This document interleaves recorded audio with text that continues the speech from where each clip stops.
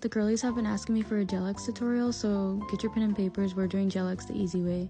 So first things first, your prep is going to be key in getting that good retention, and as you can see here, I'm just going in and buffing that nail plate very lightly with a fine sanding band. This part is optional, but I do like to clip the cuticles. You don't have to, and if you do, you need to be very careful, to not cut the living skin.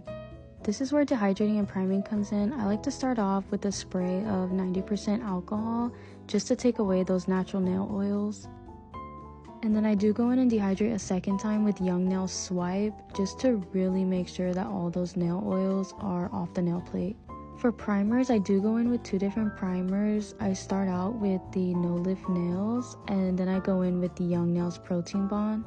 You can just apply these like one after the other as well. You don't have to let them dry in between coats. While my primer is drying and after I size my tips, I like to go in and edge the underside of the tips with my sanding band. There are other ways you can do this. This is just what works for me right now. So now it's time to apply the tips. This is probably the most tricky part and also the most important part about doing gelx. The key is to start out with less extend gel than you think that you need.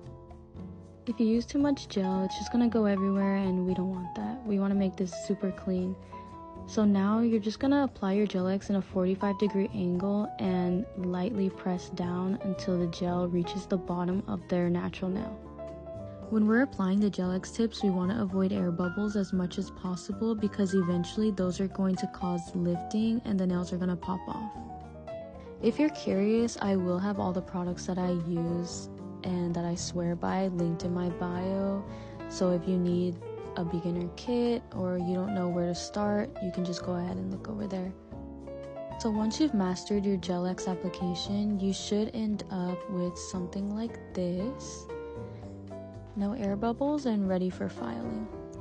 Now we're gonna seal those tips with a fine carbide bit, and I like to use a safety bit just to avoid any mishaps with my clients. You also just want to use light pressure with this, we just want to blend in where that tip meets the natural nail, and that's why I placed the tip a little bit lower to really get that perfect blend so it looks like that nail is actually growing out of their nail. This might be my favorite step of the gelx application. I'm just going in with 100% acetone, and this is just going to help that tip further melt into the natural nail. This isn't necessary, but I feel like it makes the gelx just look even more natural. With that being said, you have now mastered gelx application. I feel like I've said gelx a million times, but keep in mind this is just what works for me.